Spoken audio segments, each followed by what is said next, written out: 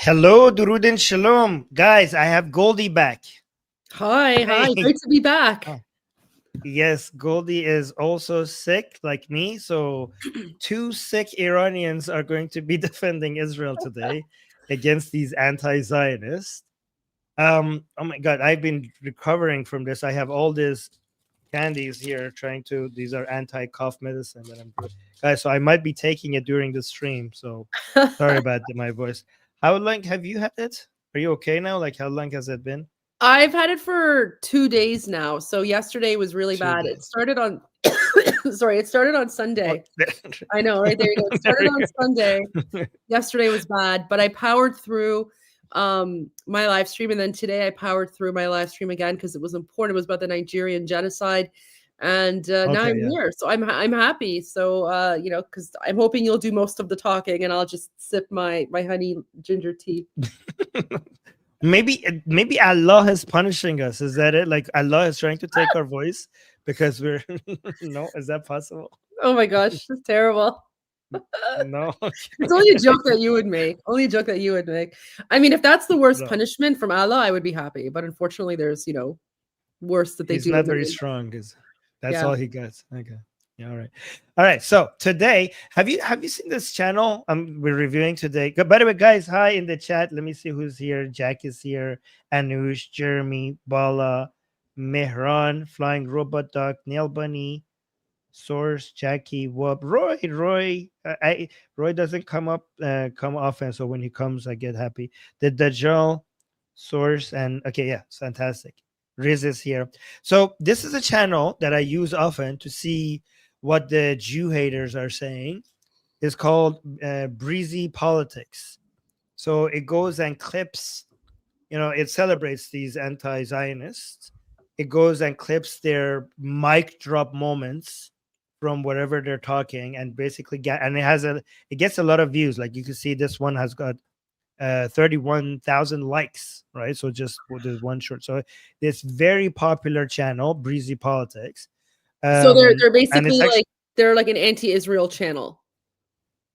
Yes, they're an anti-Israeli channel, and they just go and they don't care if you're left, if you're right. They don't care. They just go and gather anybody that is anti. Hold on, let me actually show you their page. If I could go here.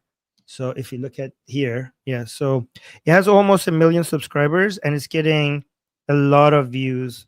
If I go here and I go to shorts, so each one of these shorts, 300,000, 300,000, 500,000, 500,000, 1 million here, 300,000.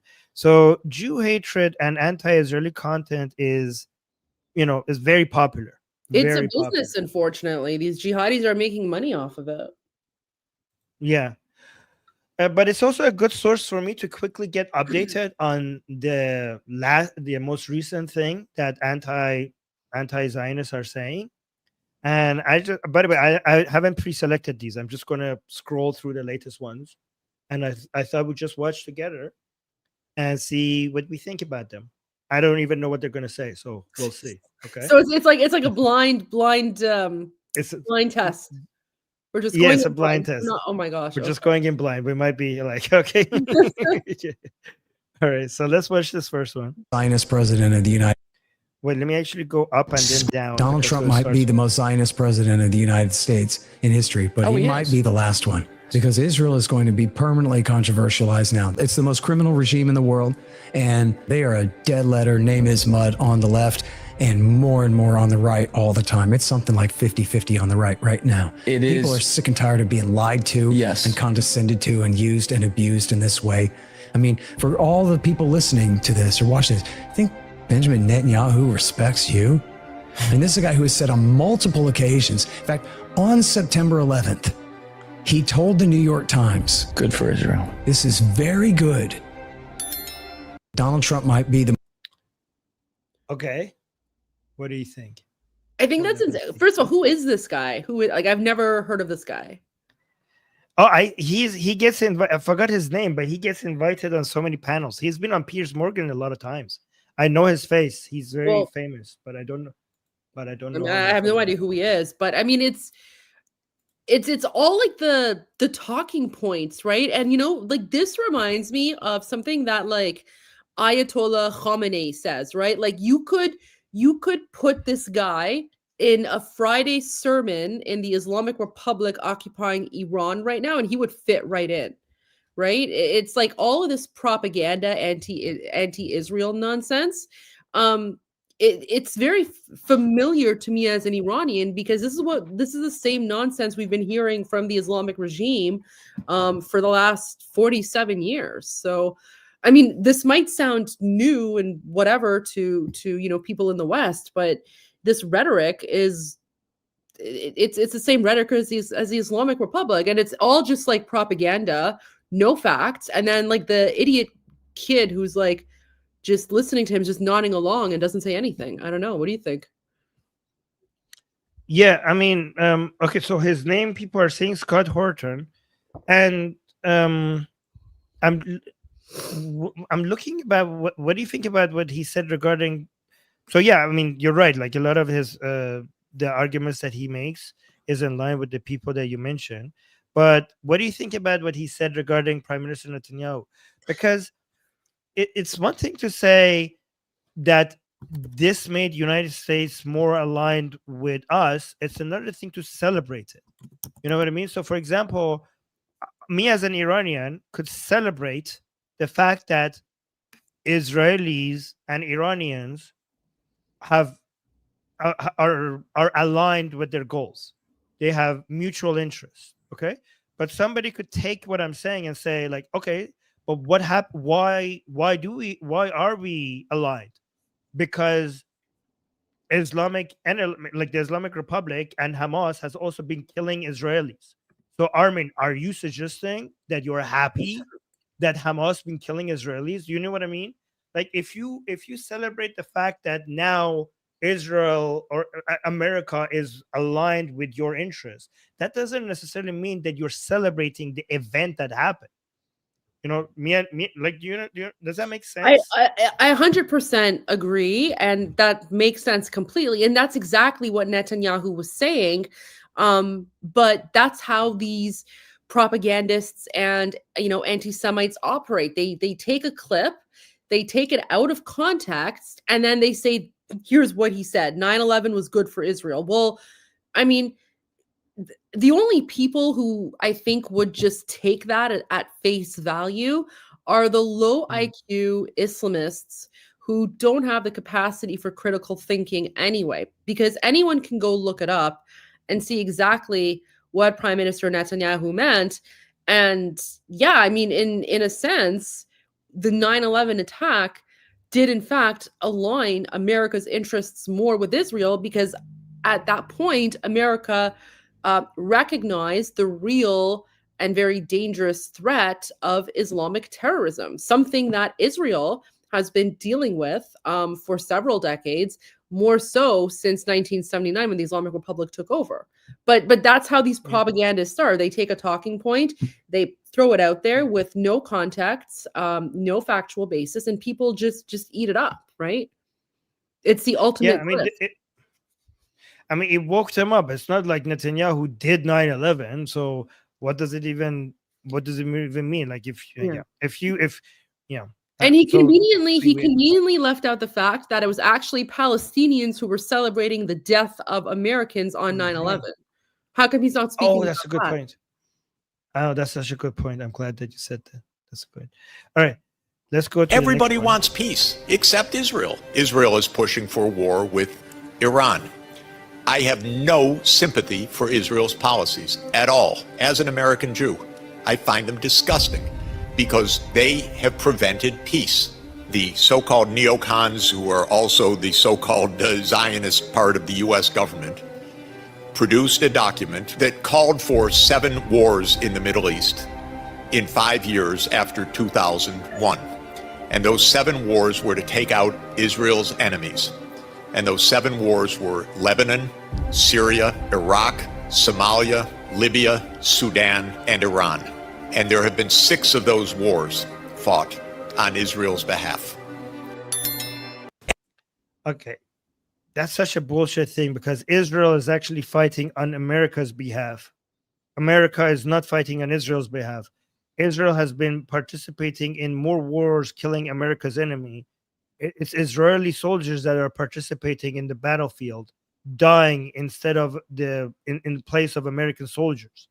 You should be so grateful to Israel. First of all, when they refer to these reports, do they not understand that in every country there are reports and memos that just pile up on people's desks, suggesting and recommending everything that you could imagine?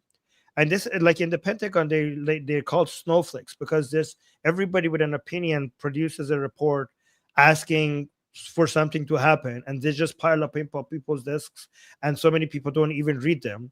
But for conspiracy theorists, there's always this one paper that they could refer to and say that this was all pre-planned. I mean, if that's the case, anything that happens could be seen as pre-planned, because there's always a report somewhere for something, asking for something to happen, and eventually one of them does happen. And it's so disingenuous, because America by itself, after 9/11, was so eager to go and fuck these people up, like without the help of Israel. In fact, Israel was against the United States going into Iraq.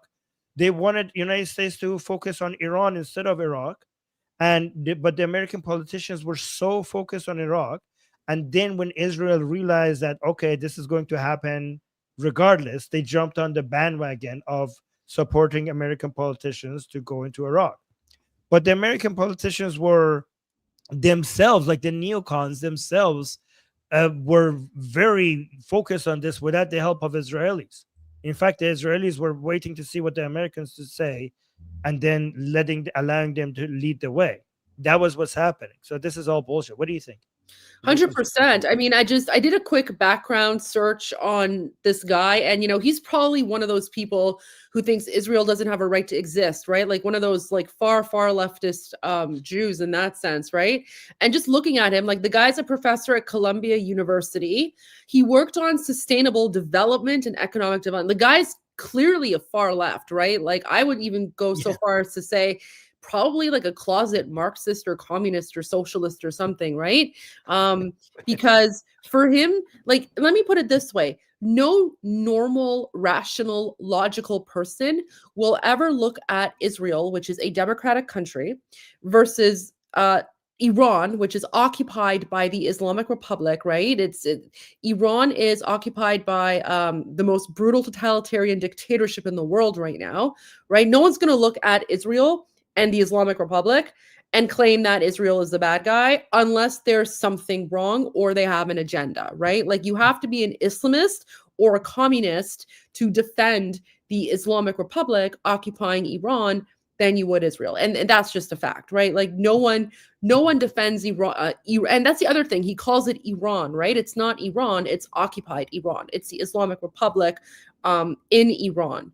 So he doesn't speak for us. He doesn't speak for Iranians. And yet they put this out there. And then the other thing that he fails to mention is that all of these, conflicts, Israel never started those conflicts. Israel just wants to live its life. And it's the, jihadis and the Islamic terrorists who begin the war. Israel is just very good at knowing how to defend itself and to end the war. And for him to say, like, Israel's dragging America into this, again, I just want to, repeat the point that you made. It is so important, and people forget about this.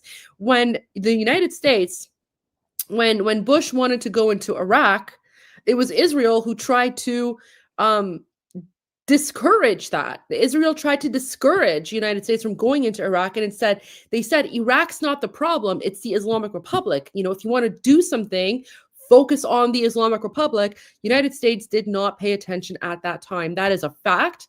That is out there. And the fact that these people are ignoring that fact and blaming Israel, like there's still these conspiracy theories about how, Israel is the reason that United States went to Iraq. Complete and utter nonsense. It's just part of the anti-Semitic conspiracy theories. And I think, these people are getting paid. Follow the money. They're getting paid by someone to defend the Islamic Republic, 100%. Yeah, and you're right, actually so right, that point, because he says everyone wants peace except Israel. Israel is the most peace-loving country in the world. The reason why Israel is the most peace-loving country in the world is because no other countries existent existence has been threatened as much as Israel. Israel doesn't benefit from war. Israel benefits from stability and peace. When your country is being threatened this much, you don't want war. You want to end war. But what people don't understand is that Israel also understands from its history that the way to get to peace is by destroying the people who want war. You don't get peace by appeasement. You don't get peace by negotiation. You don't get peace by giving into terrorist demand. You get peace by annihilating the people who want to harm your citizens. And that's what people don't understand. People confuse ceasefire with peace.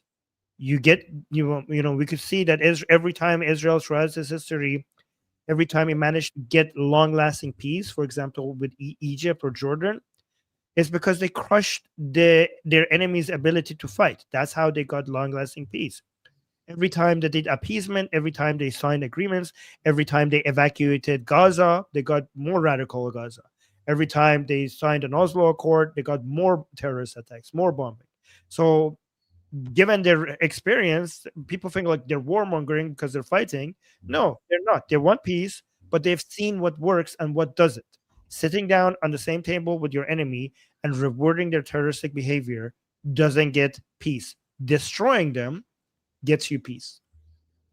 I agree. I mean, you cannot negotiate with terrorists, and you certainly can't negotiate with Islamic terrorists, and that's a fact. We all know it. Yeah, I mean, we always been told that. So how come people don't understand this now? Like throughout all the time we were told we don't negotiate with terrorists. And now Israel is saying like, oh, we don't negotiate with terrorists. Like, oh my God, you don't want peace. You should negotiate with them if you want peace. Like, what happened to that principle of we don't negotiate with terrorists? It seemed like it's such an obvious thing. Dan, we got 3 super chats. Thank you, guys. Dan is saying pre-Islamic Zoroastrian Persians were the great friends of Jewish people. Sassanid, Achaemenid both supported Jewish people a lot. Yes, actually, that's true. That's why these are the 2 empires, the Achaemenid Empire and the Sassanid Empire are the 2 empires that the Jews were very fond of, unlike the Romans and the Ottomans. And Jacob is saying, thank you, Jacob, saying Abdullah Azam, Palestinian co-founded Al-Qaeda. Yep. There's many. Yes, exactly. Yeah. Thank you, Jacob. Literally every terrorist group in the Middle East has like Palestinians involved somehow. Yeah, that's true. I mean, many Islamic countries are backward one way or another, but it doesn't get as bad as Gaza. Like, I think Gaza is the worst when it comes to the level of radicalism. It just, I mean, even the other Arab countries don't want them, right? Oh my God, yes. They actually hate them more than some Israelis do. So yeah. David the Goliath is saying, I am of Indian Parsi origin living in Canada. Our ancestors left the motherland, Iran, after Arab Muslim conquest. Goldie, it is great to see you. Your Farvahar. Okay, let's see. Yeah, that one. Yes. We Parsis will always be connected with Iranians. Oh, okay, that's sweet. Thank you so much, David. Thank you for your support. We love Parsis. I mean, I try to make our connection based on values more than ethnicity, David.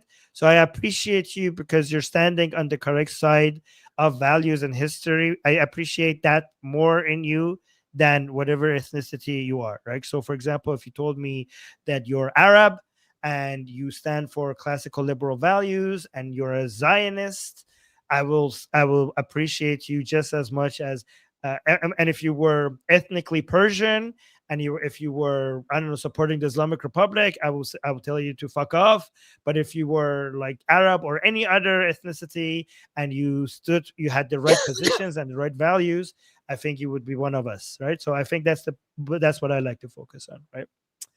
I don't know, does that make sense? It does, absolutely. Yeah, okay. I mean, I have a lot of Arab Muslim friends who are Zionists and support Israel, right? And then there's a lot of like Iranian lefties that I cannot stand, and they're like the enemies of Iran. So 100%. Yes, yeah, it's values based. Okay, let's go to the next video. Dual citizenship. They have passports to the United States of America and Israel. Why can these people be in the Pentagon and make war plans when they have a passport to Israel? How can they be in the House? How can they be in the Senate? How can they be in the cabinet? How can you be loyal to two nations. Treasury Department. Do you understand what you're saying? They're dual citizens and they have high-profile positions in our government. Yes.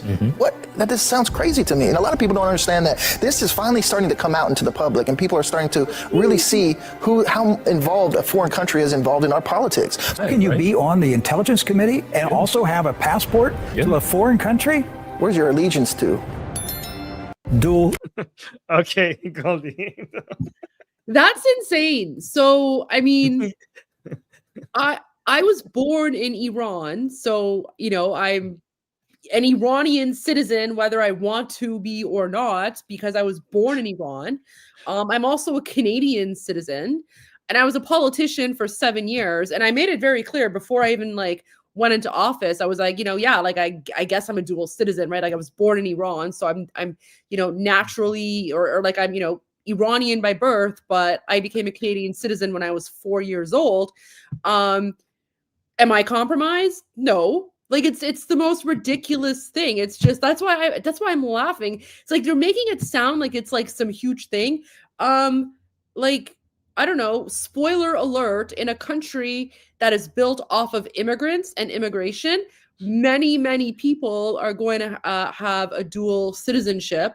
And in fact, I'm pretty sure that the founding fathers of the United States were also dual citizens because they came from somewhere else. Like it's just ridiculous logic here. Yeah, I don't understand. Like, why are they even like they think that they have discovered something so profound? Like, oh my God, mind blown! These people have a citizenship of another country. Oh, what the fuck? I mean, Goldie, have you? I think we can't trust you either because you've been a Canadian politician and you were a citizen of Iran. I don't know how you even got that position. What the hell? Yeah, I mean, I passed all the security clearances, right? There you go. Like I passed all the security clearances, but it's just such a stupid thing. But the way they say it, right? It's like so dramatic. And again, like they are clearly catering to a low IQ audience, right? They're catering to the most, you know, basic common denominator, right? Like their audience is basically Islamists and communists and, you know, anyone who wants to jump on the anti-Semitic bandwagon, right? And that's what they do. Like it's just so overly dramatic. That's why I couldn't stop laughing. It's wild. Why don't they say that about dual citizens of other countries though? Why is it Israel? Because we have a dual citizen politicians of other countries. Like they make it seem like it's just Israel. What about Ilhan Omar? Like, why aren't they concerned about Ilhan Omar? You know, like the crazy woman from Somalia who like married her brother or whatever. And then she's literally been caught speaking in Somalian at a Somali event in Somalia as an elected official while she was like a politician for America. And she was like, Somalia first. And then I think a recent video came out of her where she basically said the Somalian president is her president. I would be more concerned about that. Why is no one speaking about the fact that Ilhan Omar is putting Somalia first as an elected official? Why are these people more worried about like Israel when Israeli politicians have not done anything or said anything? I mean, I don't even know who they're speaking about. Like this is just rage baiting to me, but they're ignoring Ilhan Omar. They're ignoring Rashida Tlaib or whatever her garbage name is. And, you know, like, what about these people? To me, those are bigger threats than anyone connected with Israel. I mean, you're right. But even if, let's say, assuming that those like these other politicians, they had no problem, right? But they were just dual citizens of other country. The fact that they're zooming in on dual citizens who with citizenship of Israel, to me suggests that this is it's because they're Jews, right? They're not going like, oh my God, why are these Italian Americans? Why is this Italian American in the American politics? It's Israeli. It's interesting because they're choosing the country that is the most aligned with the United States. Like it has, and throughout history, Jews and Israelis have been one of the best people to have as citizens in your country because they contribute the most compared to other people. Like a lot of America's science comes from people that came from it, Jews that came from around the world. A lot of their technology, a lot of their academia, a lot of their so many things. So any country that basically took advantage of having more people from the Jewish community as citizens in their country, they benefited from that. So you should actually be, you should be honored to have them. You should be having policies that includes more of them rather than fighting it. So I don't know. Like, I mean, even if that wasn't the case, given that among all countries, this is the problem that you have. To me, it shows that this is just because they're anti-Jewish haters. But 100%. Then, and I mean, what also happened to like all these leftists and people when they import like terrorists and jihadis into the country, they always say, "Oh, diversity is our strength." Well, apparently, diversity is their strength, except when it comes to Israel. Well, these people are actually like right woke. These people are not left woke. These people are on the other side. Even worse. Yeah, these are even worse. Yeah. No. So the people that you see today, a lot of them are right-leaning anti-Semites. They're not left-leaning anti-Semites. We get both of them, right? Hold on. Let me see. Actually, we got a super chat. Cars in Depth is saying no Jewish members of Congress are dual citizens. Is that true? I'm pretty sure dual citizens are part of America's politics. I don't know if they are members not elected officials. They could be like part of the administration or something, but they might not be actual politicians, right? Right. Yeah.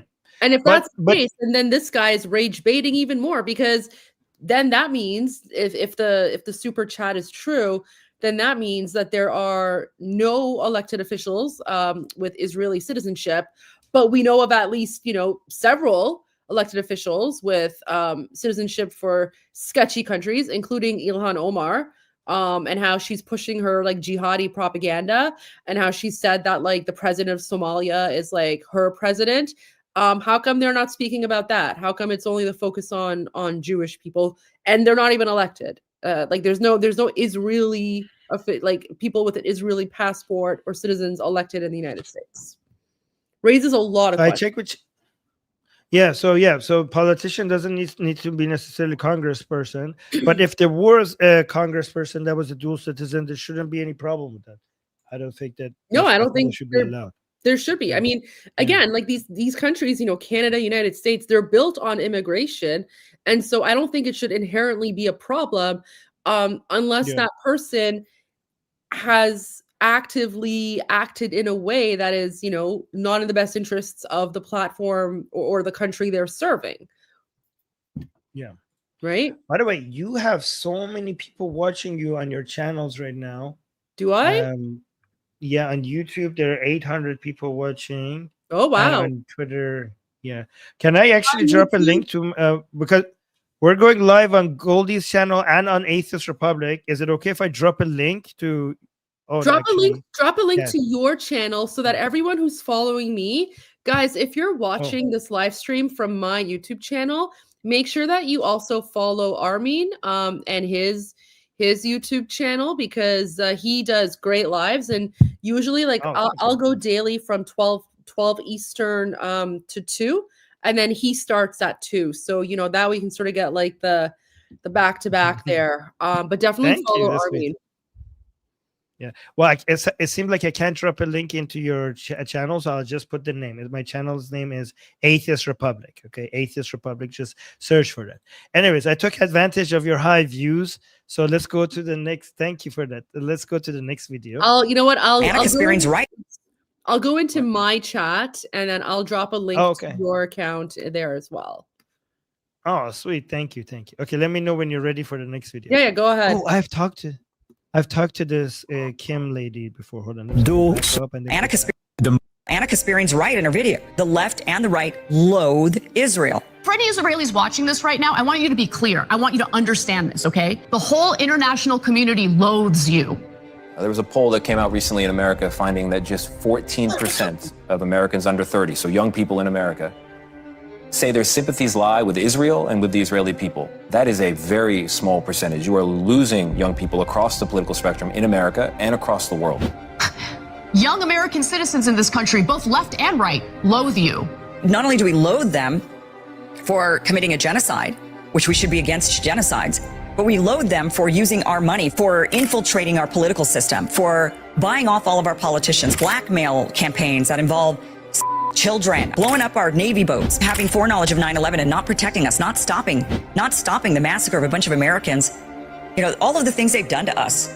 How is it not treason that many of our politicians have sided with Israel, are doing the bidding for Israel, when Israel's actually killed Americans with the USS Liberty, when Israel has bought off many of our politicians, but worse yet, blackmailed many others? That is treason. Okay, so they just believe in every conspiracy theory. Apparently, the Jews did 9/11. USS Liberty was a mistake that was investigated by Americans. They apologized for it. They came and tried to help the American soldiers when that happened. Guys, if you want to blame Israel for USS Liberty, do you know American soldiers killed so many Americans in Vietnam? It's called friendly fire. It happens all the time. So many Americans died in war by the hands of Americans themselves during war. This shit happens. This is not a conspiracy. They didn't do it on purpose. What would have been the motivation? Like, what would Israel get out of bombing a U.S. ship at that time? Like you have to be retarded to think that. Like, even if Israel is evil, what would be the benefit for Israel? Like, what would I don't understand how retarded these people are. Goldie, help me out here. Like, what? I mean, let me put it this way. Anna Kasparian is an Armenian who literally goes on a show called The Young Turks, and is basically the bitch of Cenk Uyghur or whatever, right? I mean, how much of a pathetic person do you have to be, like, to actually go on a show called The Young Turks and work for someone who named his show after the people that genocided you 100 years ago? So I don't really pay attention to Anna Kasparian. I think she's a hypocrite. I think she is just basically a grifter. She's latched on to this, Palestine jihadi cause, probably because it gives her money. And I think, from what I've heard from my friends in the Armenian community, she's an embarrassment to Armenians because she does not represent the Armenian view. I mean, no self-respecting Armenian would go and work for a show called The Young Turks. And in fact, Armenians are very, closely allied with Iranians, because during the Armenian genocide, Armenians actually escaped to Iran and found refuge in Iran while they were being murdered and genocided by the Turks at the time. Right. And I think maybe she was too dumb to even know what the Young Turks did. Like, as an Armenian, it's embarrassing that you didn't know that. Like, I don't know which one is worse. You're an Armenian and you don't know the history of the Young Turks, or you did know and you still went and worked for a show that called Young Turks. Like, I don't know which one is worse. Well, I mean, that to me just shows her level of competency. And so again, she's just another grifter who has gotten famous off of bashing Israel, right? And that's the common thread between all of these so-called influencers or pundits or whatever. There is a base for this. There is an interest for this. And so they're playing into the grift, and they speak to the lowest common denominator, and they speak with no proofs, no facts, nothing to back up their claims. Sorry, they just go out and they make these insane statements for the soundbite because they know the soundbite is going to go viral, and that's how they make their money. Yeah. It would be as if a Jew goes and becomes a host at the show called The Nazis. That's basically that's the equivalent. That's exactly it, right? Like, imagine like a Jewish person going to work for someone at a show called The Nazis. 100%. That's exactly what it is. That's what she's doing. Right. Yeah. And also the point that they make at the beginning, that so many young Americans are becoming anti-Israeli. I mean, they're right about that. And that actually makes our point, because that's why you need Zionism. This is the experience. This is why Jews should never rely on world powers. I mean, I think some young Jews were starting to forget how common and prevalent and deep-rooted Jew hatred is in the world. a lot of younger Jews in Western countries didn't know how deep this goes before October 7th. And October 7th woke them up. And this is what Jews need to know about their history, that things get turned like that. As much as you think that this, I mean, guys, Germany was one of the best places for Jews to live in before Hitler came into power. Jews in Germany felt very safe compared to other places. And it turned on them like this, and one of the greatest crimes against Jews happened in history. So this is why Zionism makes sense. You look at America as your ally, you look at other country as your ally, and you think that this is good, we are safe. Zionism was something that we needed before when the world was anti-Jewish, but it's not needed anymore. When you see things turning against Jews like this so fast, this is a reminder for you that you can never, throughout your history, Jews' survival was dependent on the kindness of world powers, of different empires. Zionism came to change all that. Zionism came to give the Jews the right to their own self-determination, and for them to be reliant on themselves and not have to wait and see which ruler and which king and which emperor is going to be kind to them so that they don't get, killed, okay, by other people who want to constantly use them as scapegoat for whatever bad was happening at that time.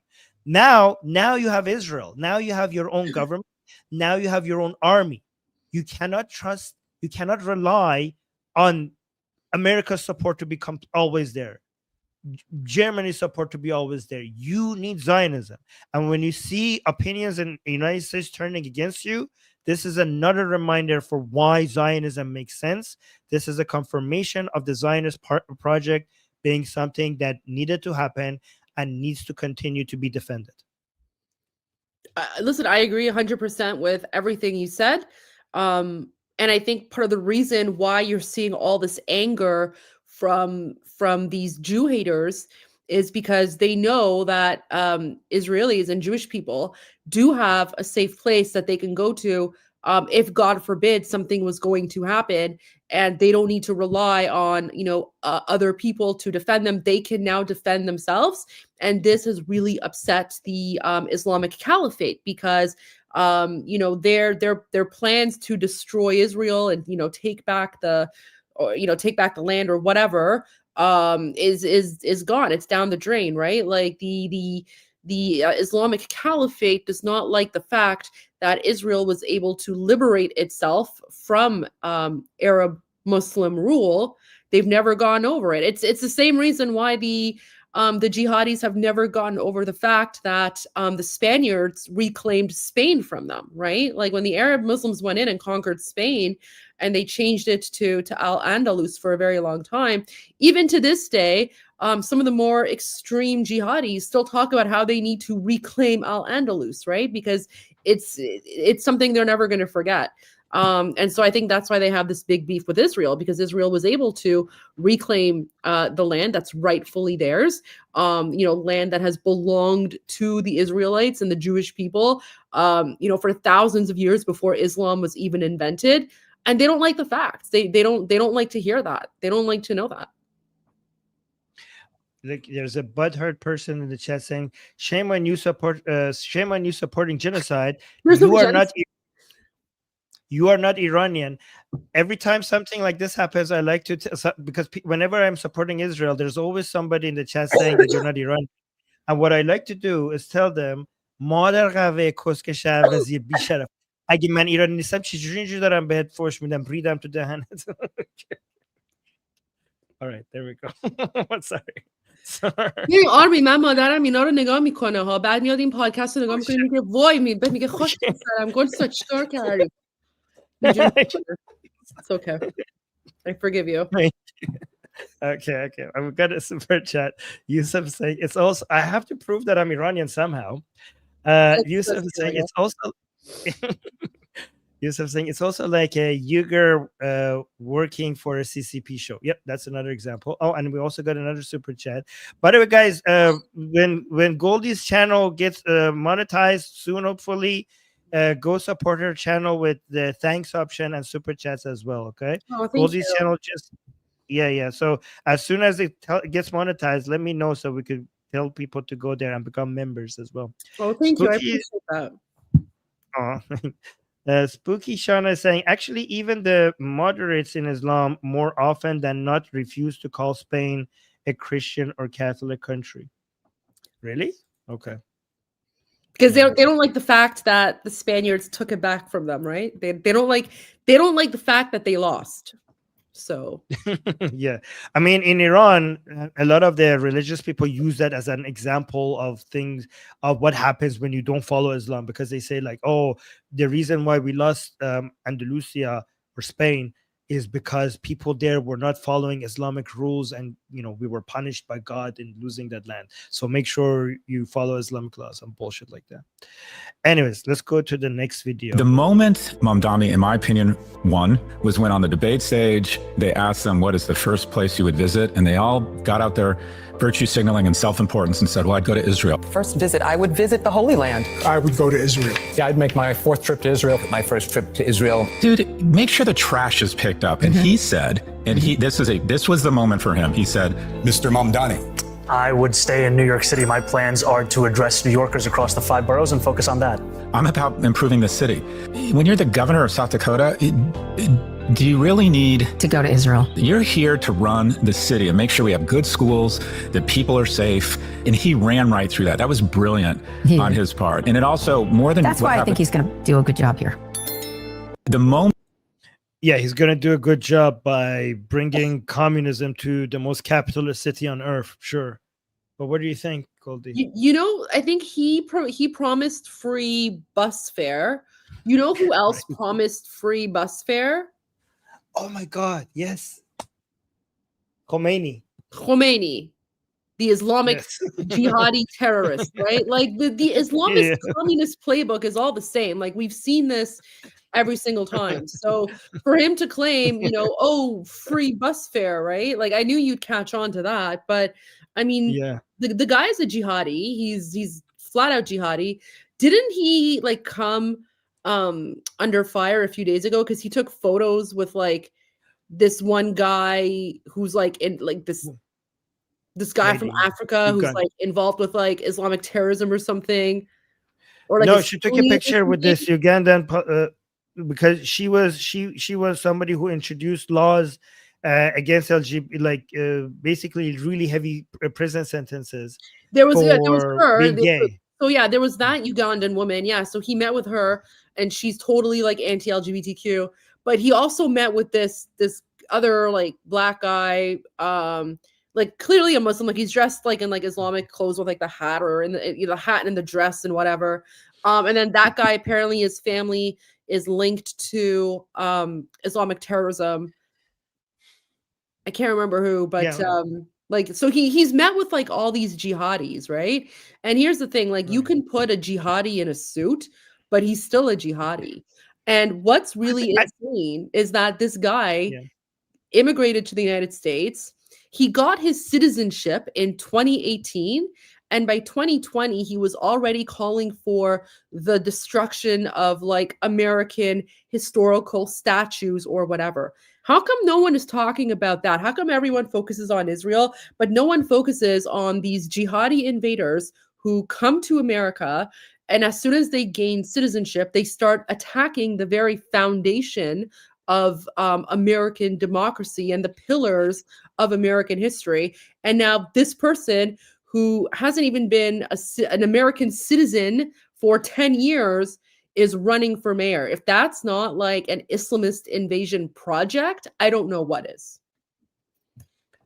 And I think he's more of a communist than a jihadi, which is worse in my opinion. Yeah, I think communists enable the jihadis because they both have that anti-imperialist narrative. Like they both have that anti-imperialism goal. Right. Yeah. But so to me, like the communists and the woke are basically the enemies from within the more modern Western countries, who are opening the gates of the city to the barbarians. So the Islamic people, they're the barbarians at the gate.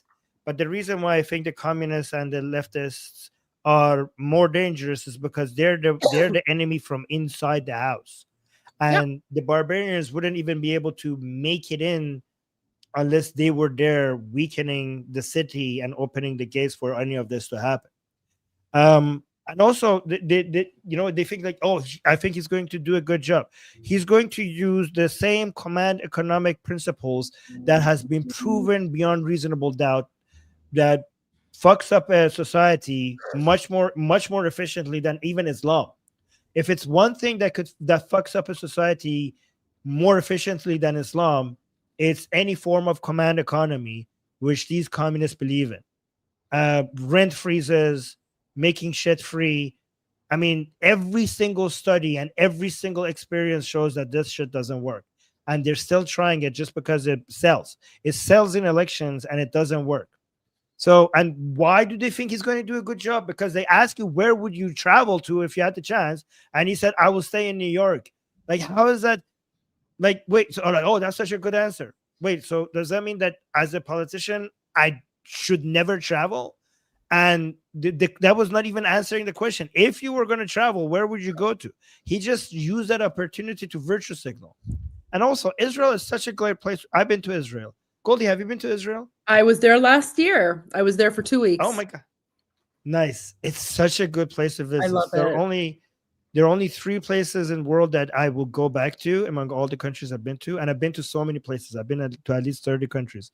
But Rome, Jerusalem, and Tokyo are the only 3 places that I think are worth going back to. It's such a fun place to go. So yeah, I think your answer being that if I get to travel, I would go to Israel is a perfectly good response. It makes 100%. I mean, why would you not want to go to the only democracy in the Middle East to learn and understand about the challenges that they face dealing with Islamic terrorism? Plus, it's a fantastic country. It's so much fun. Like, I loved going to Israel. I actually felt safer when I was in Israel. Like, as an Iranian, I felt safer in Israel. Even with the threat of like Hezbollah and the Islamic Republic, I felt safer in Israel than I do in Canada. Yes. I mean, also the 3 pillars of Western societies are in 3 cities: Athens, Florence, and Jerusalem.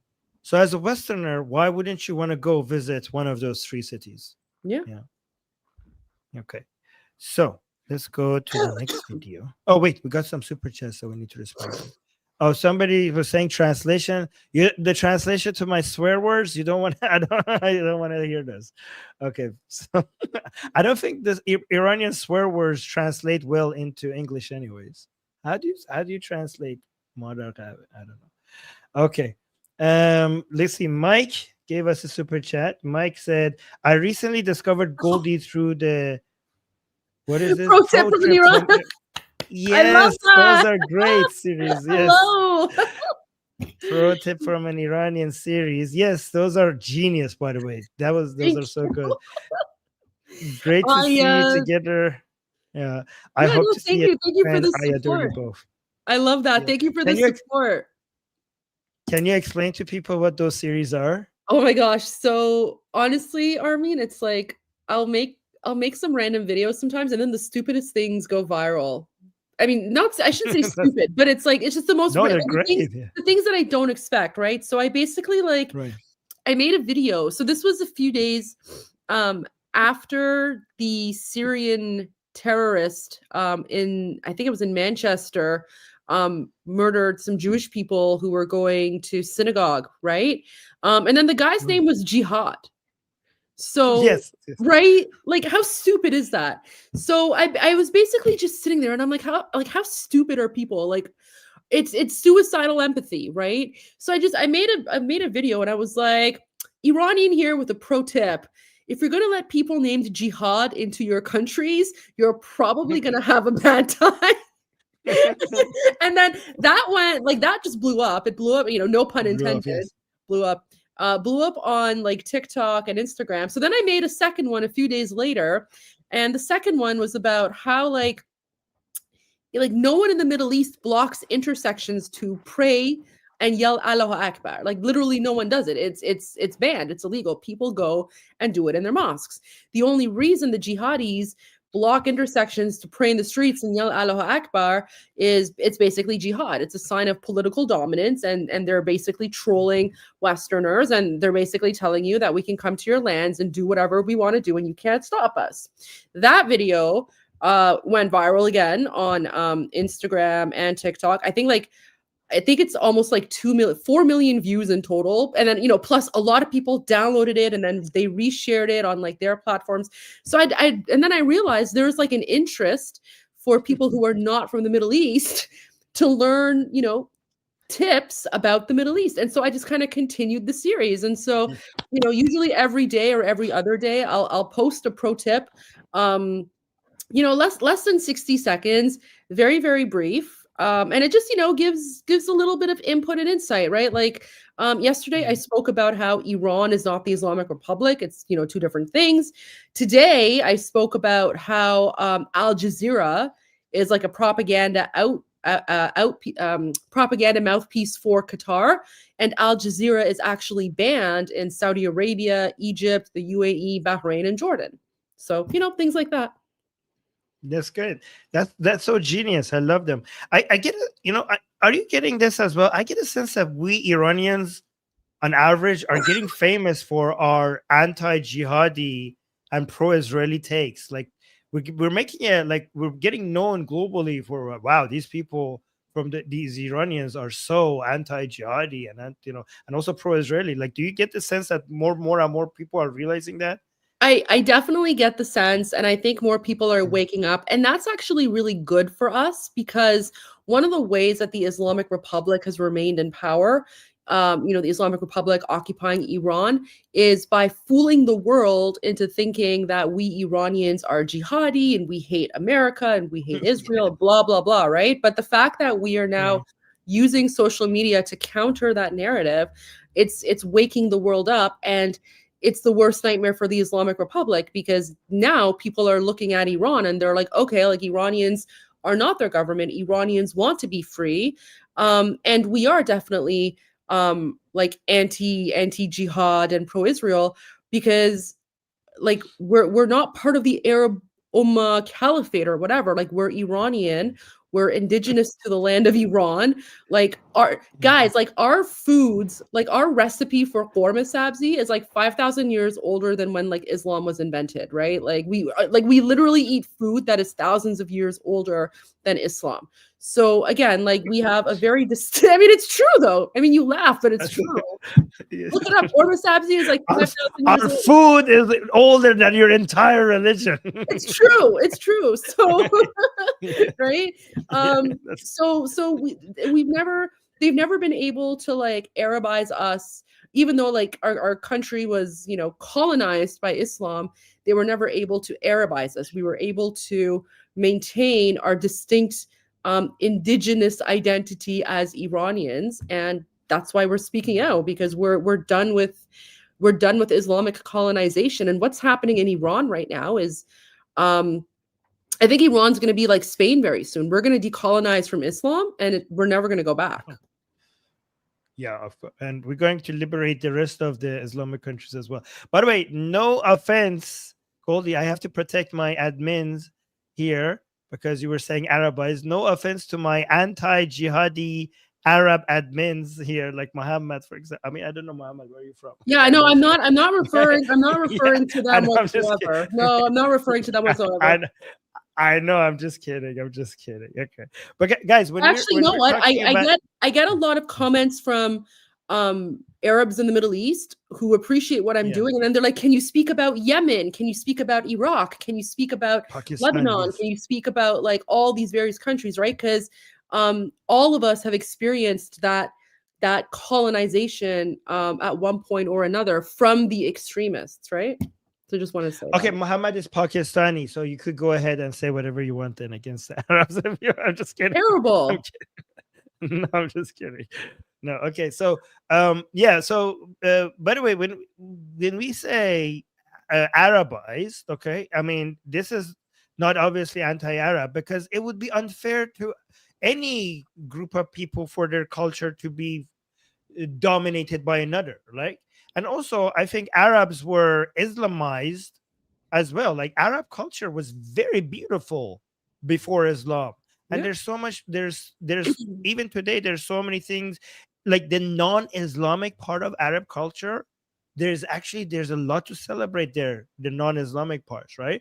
So I think the way I look at it is that the first victims of Islam were Arabs, and Arabs had so many things going for them, and they had a beautiful culture before Islam came and ruined it, right? That's the way I look at it. And by the way, Muhammad, I'm sorry for getting that wrong. I should know better. I should know that better.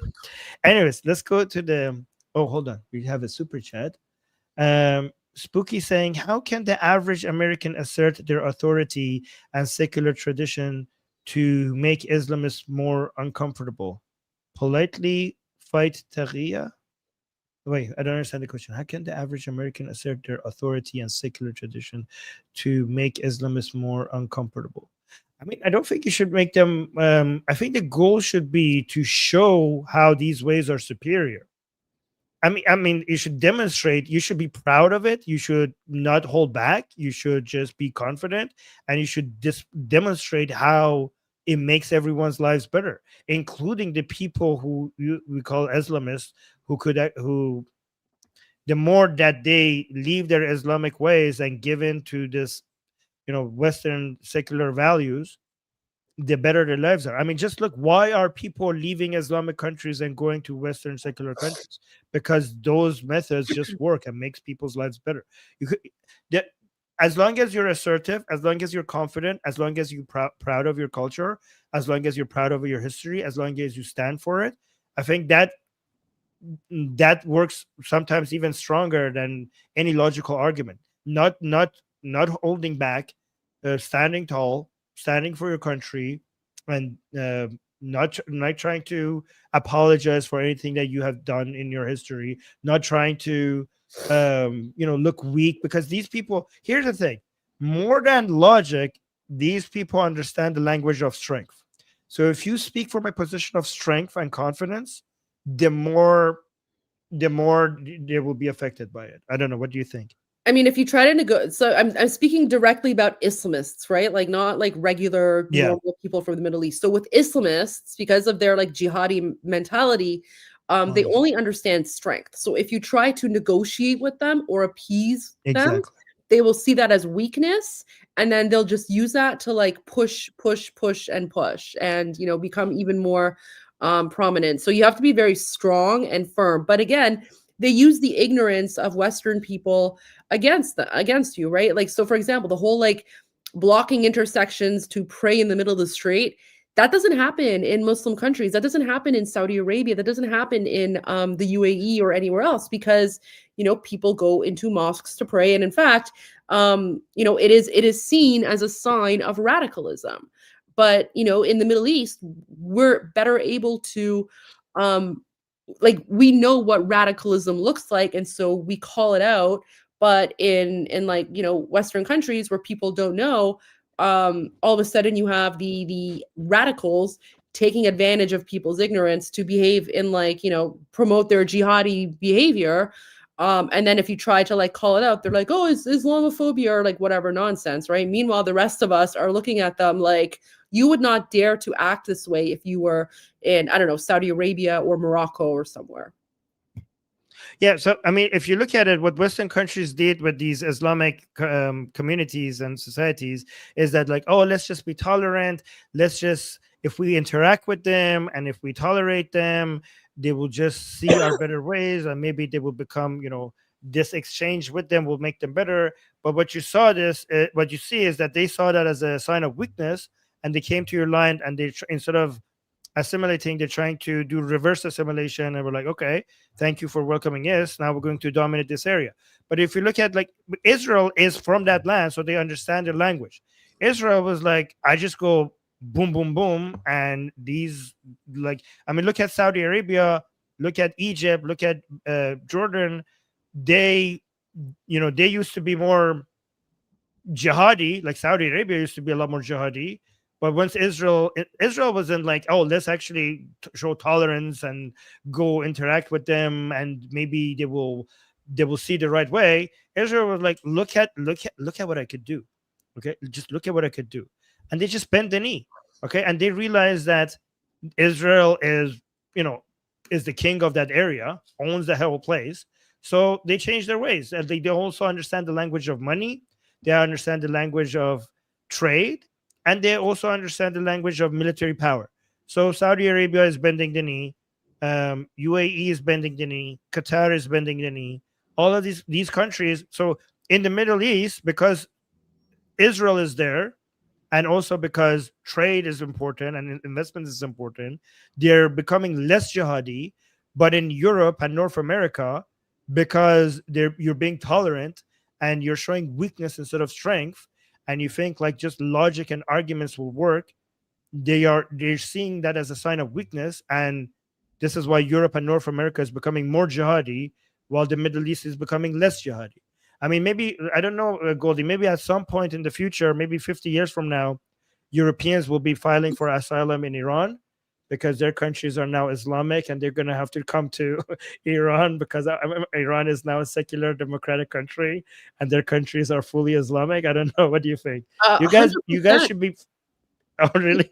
Well, I mean, you laugh, but did you see that video from the foreign affairs minister of the UAE with the warning he had for Europeans? He put out a warning about 10 years ago where he's basically warning European countries. He's like, there's going to come a time when your countries are going to be the ones creating Islamic terrorists because you guys don't know the difference, and you're going to be too afraid to call it out because of political correctness or whatever the case might be. So like Arab Muslim politicians have been warning Western European politicians for at least a decade about this Islamist problem that's brewing in Europe. And you're right. I think at some point, I mean, especially when Iran is free, like we're probably going to have to escape and go back there to get away from all the jihadis in Canada and Europe. Guys, Canadians, America is going to be fine for a while, but Western Europeans and Canadians, you better be friendly to me and Goldie, because we will be your connections in Iran. So if you need to file for asylum, we will basically, if you're close friends with us, we will actually let you in. And what's really interesting as well, Armin, is that even though Iran is occupied by the Islamic Republic, the society itself is literally like not Islamic whatsoever, right? It's just everyone is so over it. It's just like we've always been a secular country, and the Islamic Republic has had to shut down 50,000 mosques, right? So Islamic Republic shut down 50,000 mosques because people aren't attending. Like, it's crazy. Yeah, exactly. All right, let me do 2 super chats and then we'll go to the next video. Spooky Shana saying, so seduce them with the strength of the West is what you're saying. Yeah, I mean, just like the Berlin Wall, like no amount of articles and books and logical arguments was as powerful as when people on the east side of the Berlin Wall could see the lives of the people on the west side of the Berlin Wall, right? That's, when you see that basically demonstrates who's on the right side more than any form of arguments. Sean is saying there are serious, I mean, yeah, and also, like, for example, in Iran, the Islamic Republic has been doing 46 years of propaganda.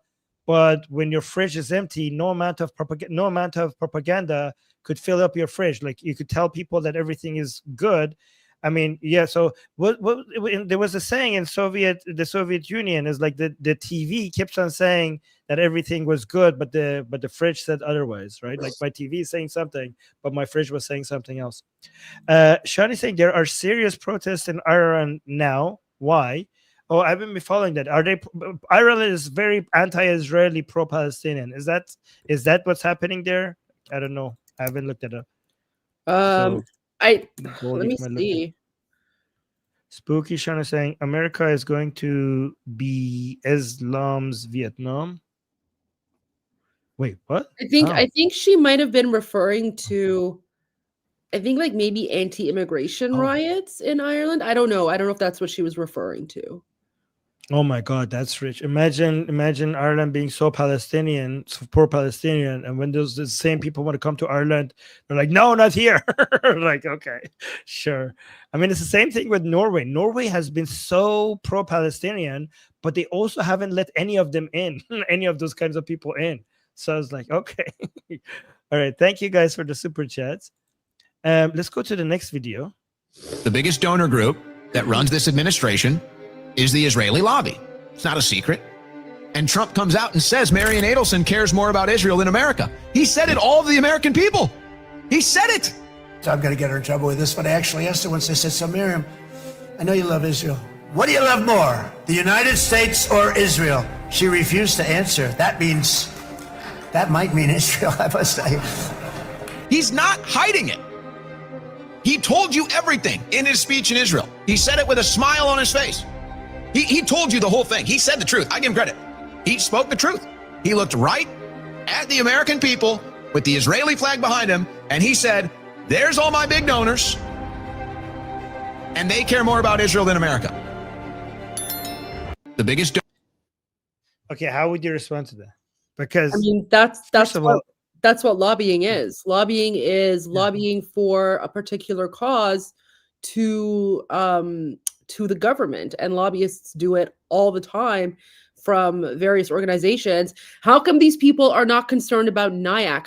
How come no one ever speaks about the National Iranian American Council, which is the lobby group for the Islamic Republic? The Islamic Republic is the government that chants death to America. No one speaks about NIAC, but when it comes to Israel, which is literally the only ally, the biggest ally of the United States in the Middle East, people have a problem. It's very, very like suspicious. I mean, every country has most countries have lobbies in United States, okay? And Israel actually doesn't have a lobby group in United States. The only lobby group that people are referring to, like AIPAC, are American Jews.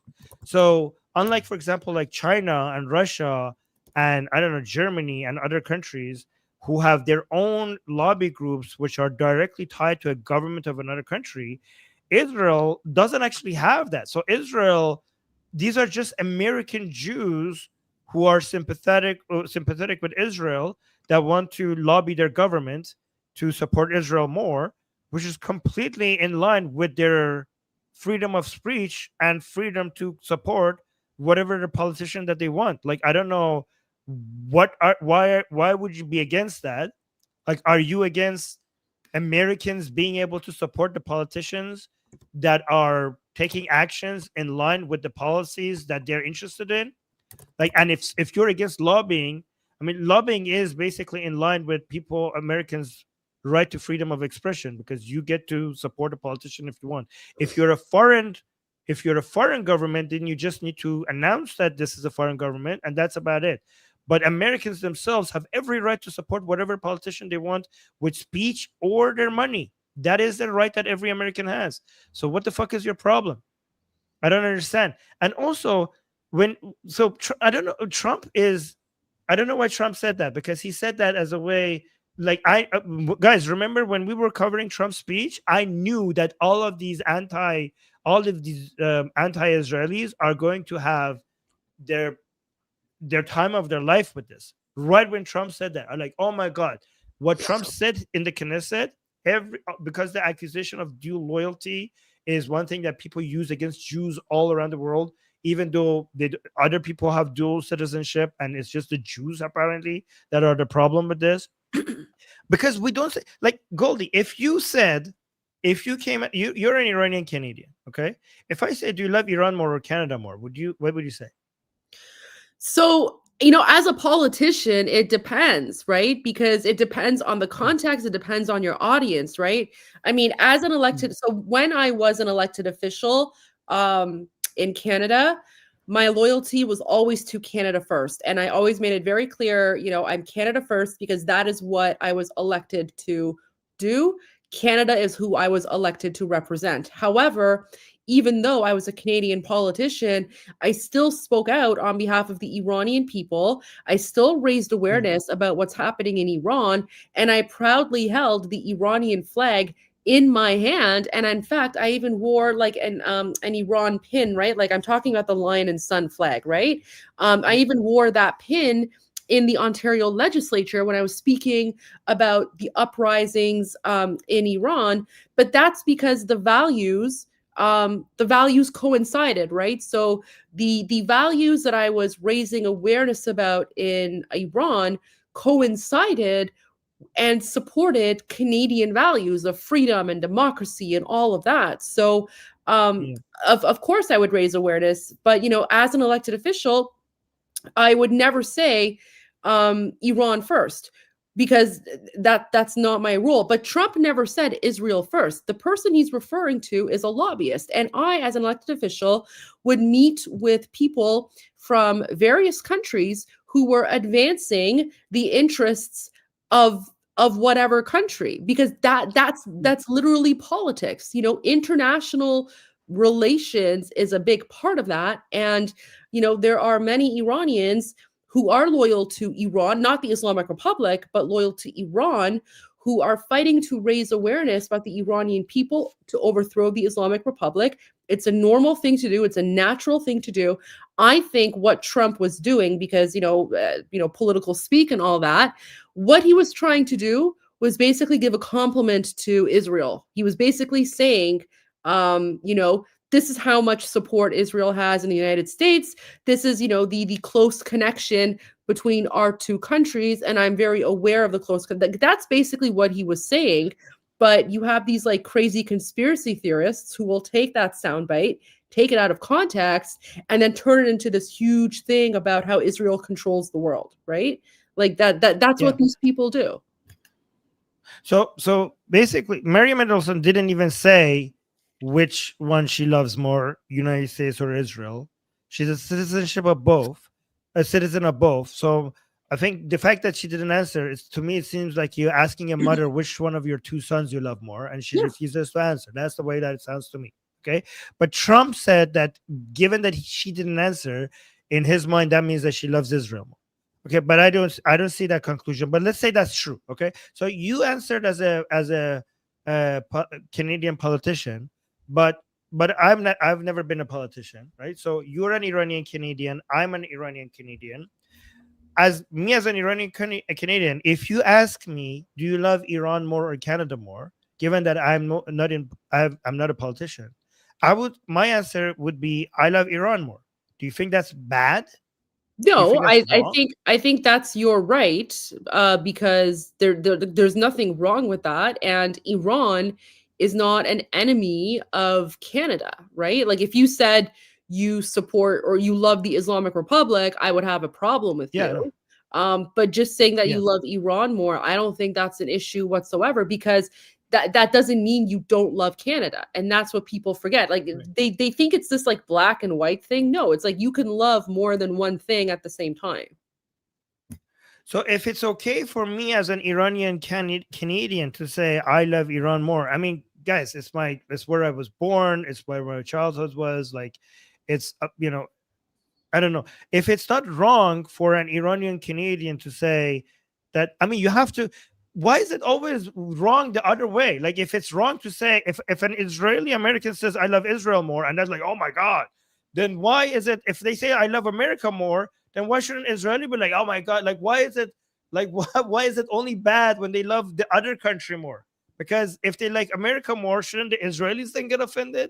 Like, I don't understand why are you competing? As long as, shouldn't the only thing that matters is that they love that country and they are loyal to it and they're abiding by the principles and laws and the customs that they're supposed to? Why does this have to be a competition? And if it's okay for me, let me know in the chat. As an Iranian Canadian, if I say I love Iran more than Canada, do you guys think that's okay? Like, is that okay for me to say that? And if it's okay for me to say that, then why is it not okay for an American Israeli to say that they love Israel more? I mean, if an Italian American says, I love Italy more than America, I don't see these people getting butthurt over an Italian American saying, I love Italy more than America. They only get butthurt over Israelis saying, I love Israel more. And they don't even say that because they don't dare say that because you guys are going to go and condemn them for, I don't know, whatever, if they do. But why is it that you're only focusing on Israel? I mean, it must be because they're Jews, because this standard is not applied to anyone else. No one else gets condemned like this other than Israelis. Yes, people are saying perfectly okay. Yeah.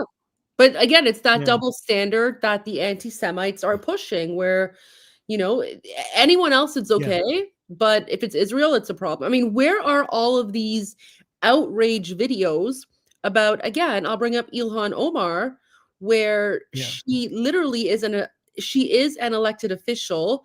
And as an elected official, she said she puts Somalia first.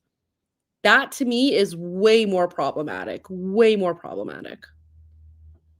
Yeah, I mean, even if I love Iran more, if I become a politician, then as a politician in a country, I should be doing my job and I should be putting Canada first. If I'm an Iranian Canadian politician and I'm a politician in Canada, then as my job, I'm a politician in Canada, so Canada should be first because that's the job I'm hired to do, right? Yeah, exactly. Spooky is saying it's jealousy because most white Americans are too blended to get citizenship in other nations. Automatic. It's mostly anger at not having a privilege. I think it's just Jew hatred. I think it's maybe you're right, but I think that the answer is usually Jew hatred. By the way, Goldie, how much more time you have? Because I know you're sick and you need to rest so that you could recover. I think when we get sick, the best thing to do to recover faster is to rest more. And you already did a stream on your channel, and now you were kind enough to do a stream with me on my channel. I'm having fun, so I'm good for a little bit longer. But okay, let's do a couple more then. Let's go to the next video. You know what? This is actually kind of fun because we're trash talking all the jihadis and all the anti-Semites. Right? Yeah. It's easy to do. Yeah. Okay. I'm just gonna drink my cranberry juice here. I need to refill on the cranberry juice. That's what I do when I'm sick. I just literally, and you know what? This is actually it's from Azerbaijan, believe it or not.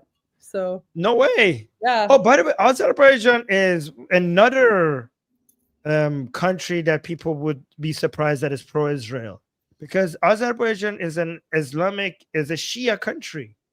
Okay, and they are very pro-Israel, openly pro-Israeli, and people wave the flag of Israel in Azerbaijan.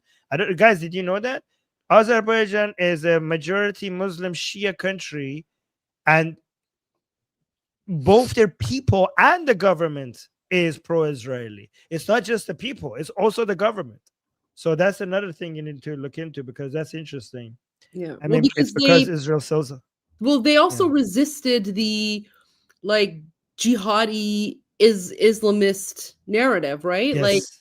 People in Azerbaijan, because Azerbaijan is also very, they used to be part of the Persian Empire, so they've also maintained their distinct identity as Azerbaijani people too.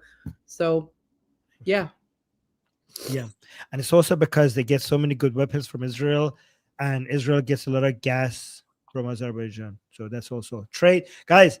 When goods cross borders, bullets and soldiers don't. Okay, the best path to peace is capitalism.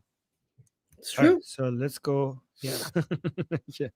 Let's go to the next video. We're not going to vote for anybody who takes AIPAC money. I will not vote for a candidate that takes $1 from AIPAC. I will not vote for any politician that takes any money from the Israel lobby. You take AIPAC money, don't you? Never taken money from the Israel lobby, have you? Taken money from the Israel. From AIPAC. Do you think AIPAC should register as a foreign lobby? I've never understood why AIPAC doesn't have to register as a foreign agent. I saw the way the AIPAC worked, and that was weird. AIPAC babysitter. I'm America first. AIPAC is Israel first. Thank you, AIPAC. Thank you, AIPAC. AIPAC, I'm coming to tear your kingdom down.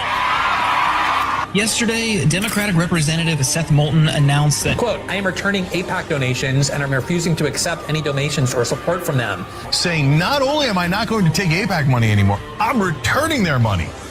Their money is toxic. I don't want it. Here, take it back. Wow, that's a sea change in American politics. We're not going to vote. Okay. You're making such a big deal out of so very little money.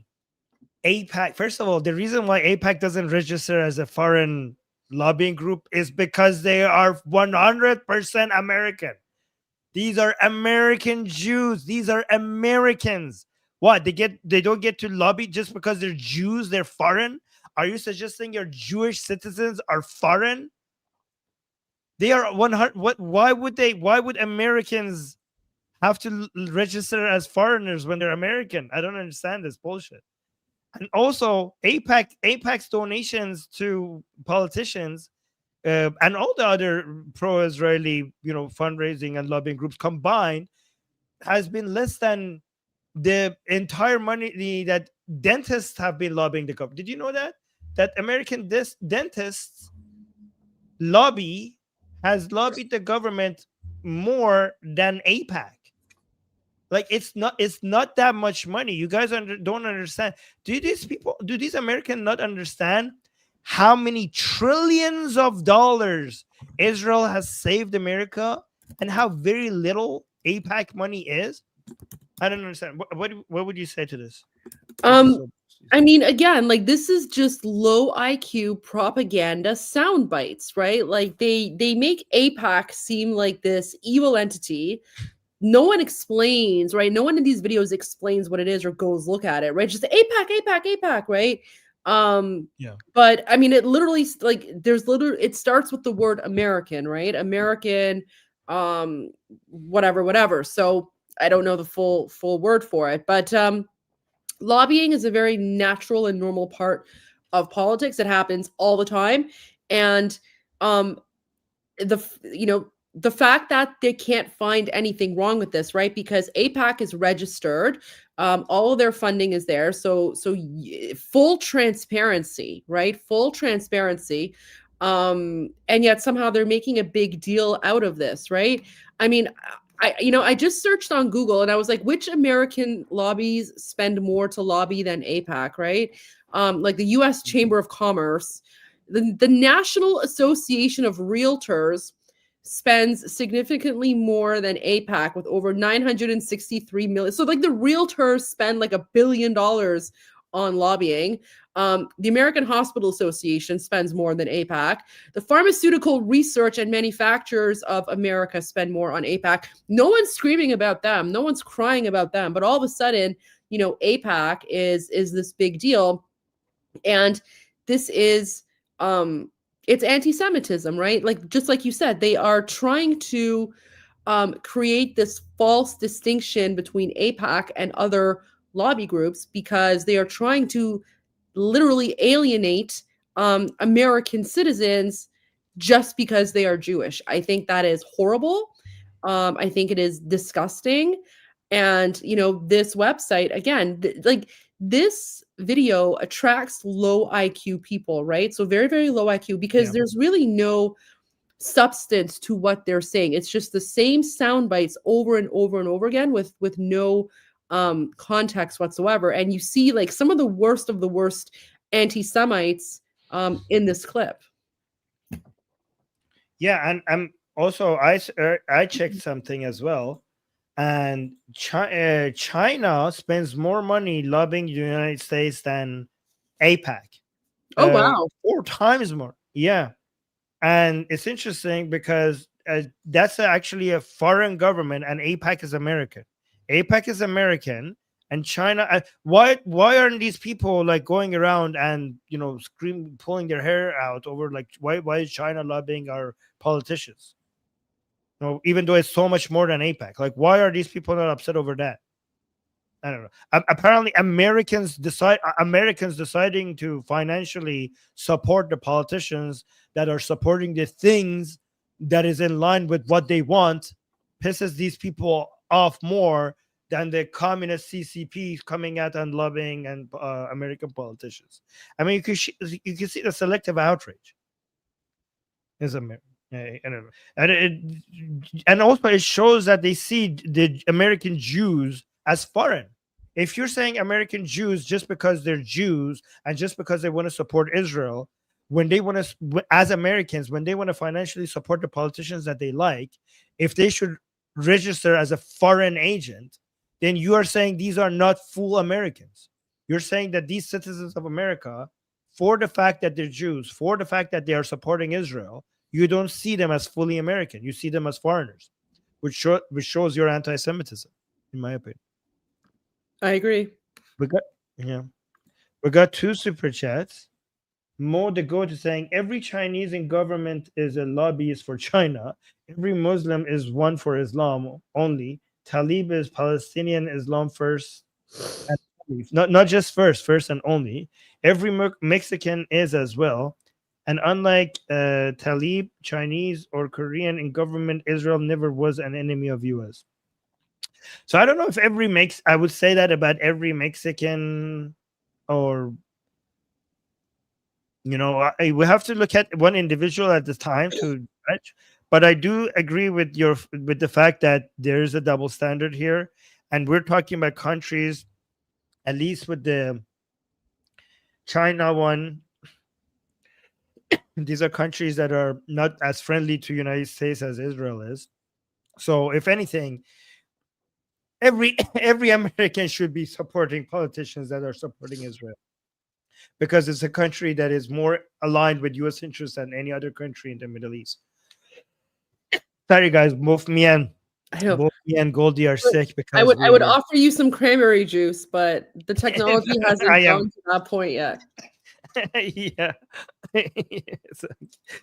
Does cranberry juice help? I thought that was for something else.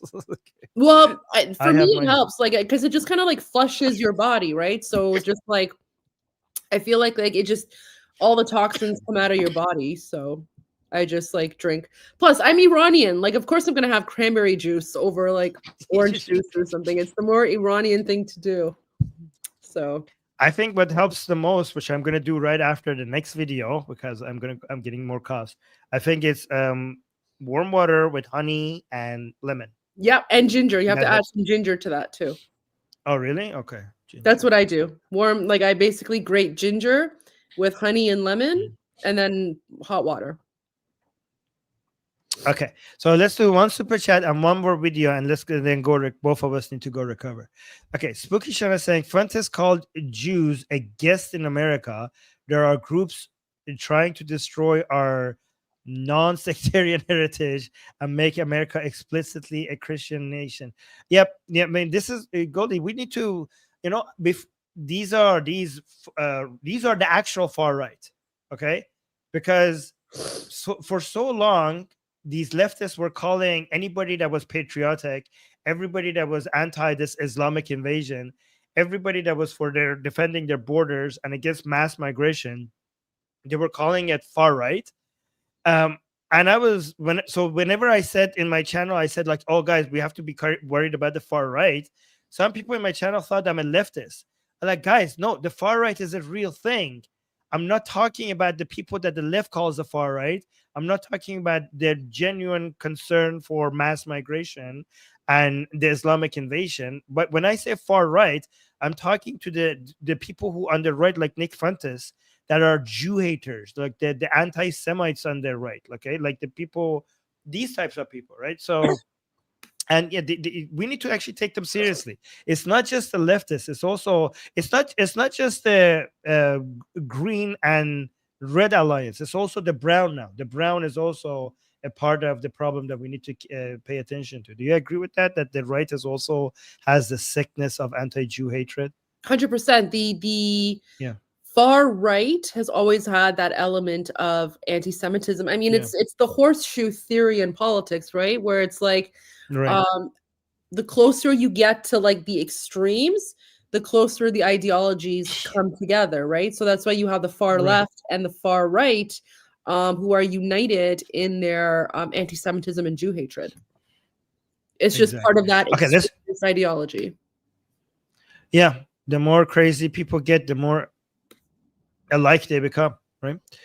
Okay, let's go one more video. Love him or hate him, that's what he believes in. Period. You have said that you would arrest Netanyahu if he came to the United States. You've been very outspoken in your criticism of him. Do you stand by that? You would arrest him if he came here, if you were mayor? I can tell you that I'm going to exhaust every legal option in front of me. I don't care what anybody says.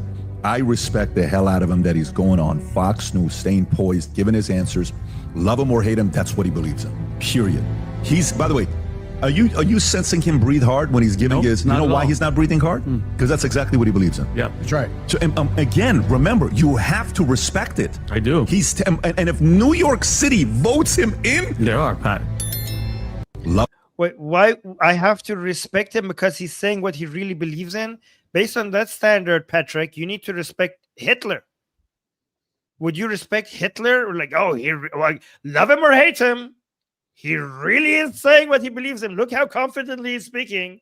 Do you notice him breathing heavily when he's talking? Look at his speeches. Really, even if you have to respect him, like, what the fuck is that? What the fuck? What kind of standard is that?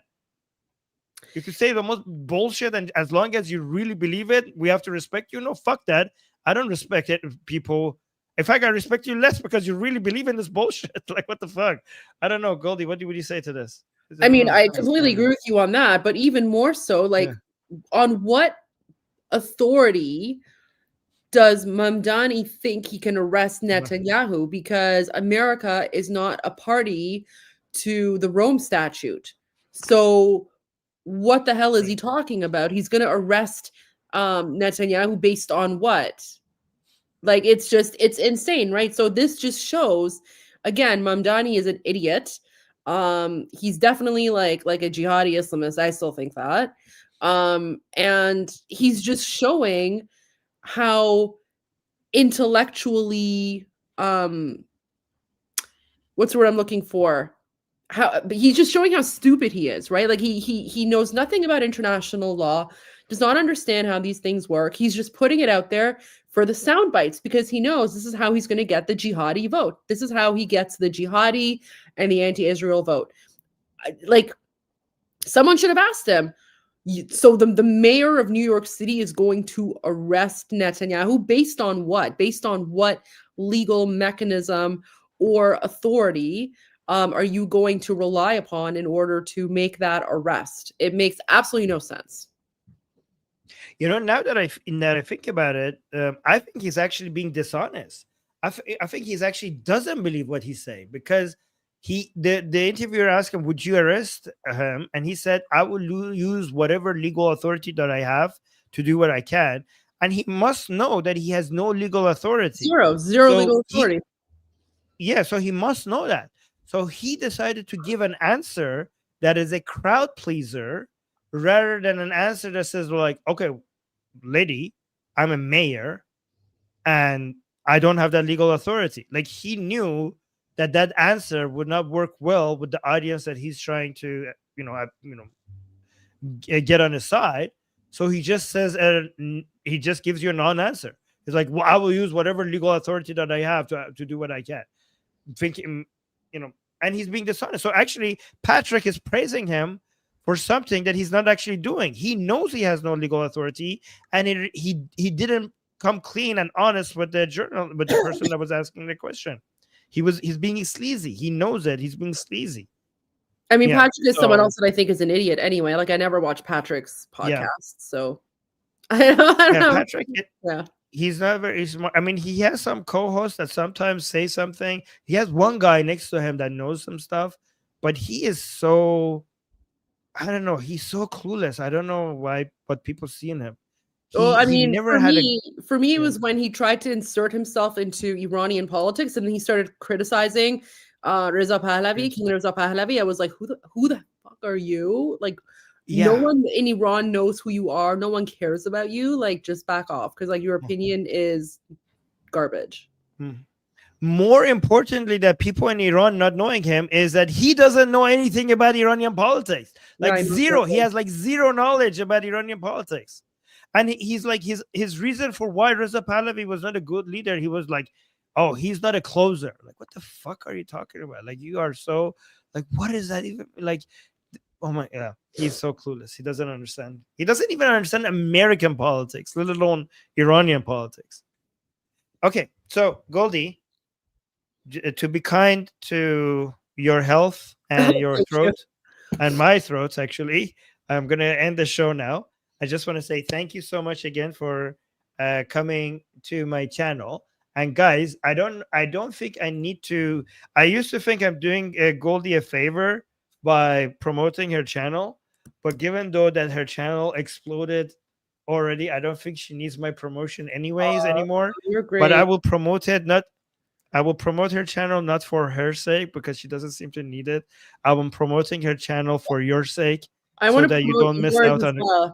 I put a link to yours as well, so people who are watching on my stream, on my YouTube channel, guys, make sure that you follow Atheist Republic.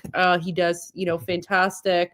Armin here does fantastic shows, and the only reason that I'm on YouTube is because you encouraged me to come. So I mean, I'm learning every day as I go, and I'm having a lot of fun with it. And yeah, this is great, and always happy to come anytime. Yeah, and guys, our schedules don't. There's no conflict within our schedules. She goes live before I go live on the English channel, so you could actually go warm up on her channel before you come to Atheist Republic. Okay. Yeah, so I'm like the how you go to a concert and then there's like the pre-show. So I'm like the pre-show, and then the main act comes on at 2 p.m. No, I think you're the main act. I'm the after show. No, not at all. But yeah, no, this was a lot of fun. Thanks for having me on. Okay, thank you guys, and thank you guys for all the love that you showed us in the chat, and also thank you to all the Jew haters in the chat for the extra engagement and for giving my audience something to point and laugh at. You're always very entertaining, so thank you for being here. Okay, so I'm gonna head out, and bye guys. I'm Israel Chai, Javid Shah. Mwah. All right, we